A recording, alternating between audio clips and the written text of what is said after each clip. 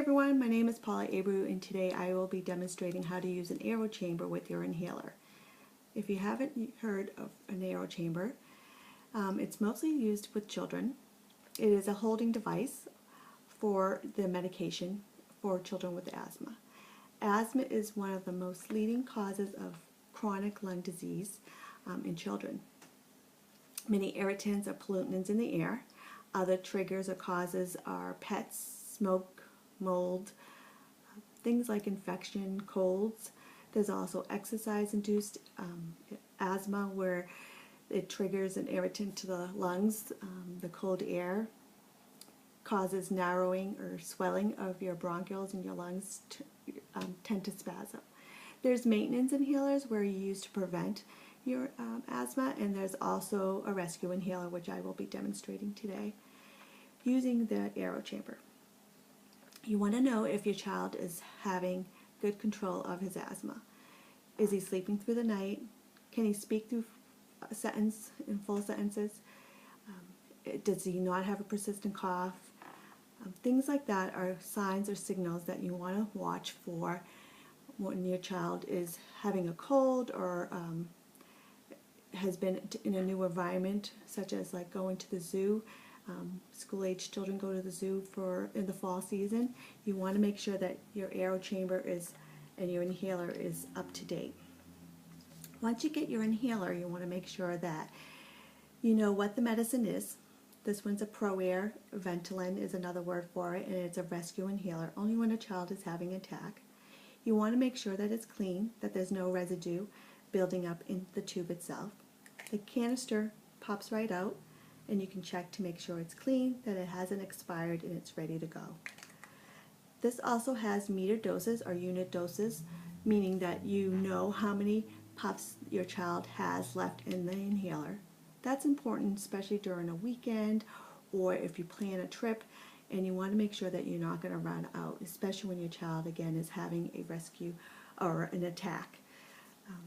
But using the aero-chamber is the best and most effective way to getting that medicine into your lungs. If you use the inhaler itself, you tend to just keep the medicine in your mouth, it's coughed out, or it causes a trigger or a turbulent effect with your lungs, kind of a tickle, and it makes the child cough. So that medicine does not go into where it's supposed to be, and that's during an attack is into the lungs, into a narrowed area. Using the aero-chamber, you also want to look to see if it's clean. Is there any foreign objects in there? You never know with children. You want to make sure that there's no residue. So if there's all clear and all patent, you can put the mouthpiece into this rubber soft piece, jiggle it a little bit, and it forms a nice tight seal. The next step you want to do is have your child kind of sit upright, try to keep him calm, especially during an attack. You want to make sure that the mask fits him well. As he grows, he might outgrow the mask, but that this is covering his nose and his mouth.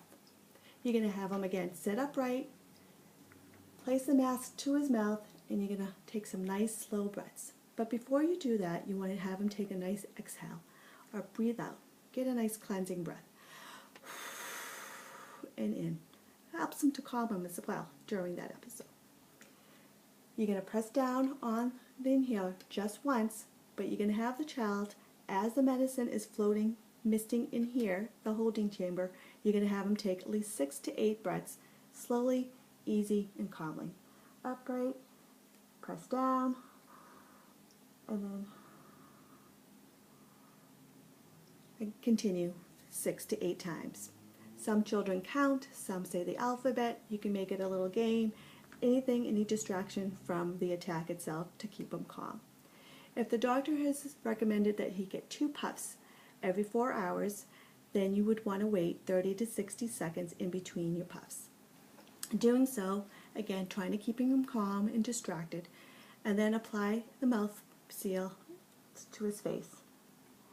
Press down again on the canister. Medicine will be floating in here.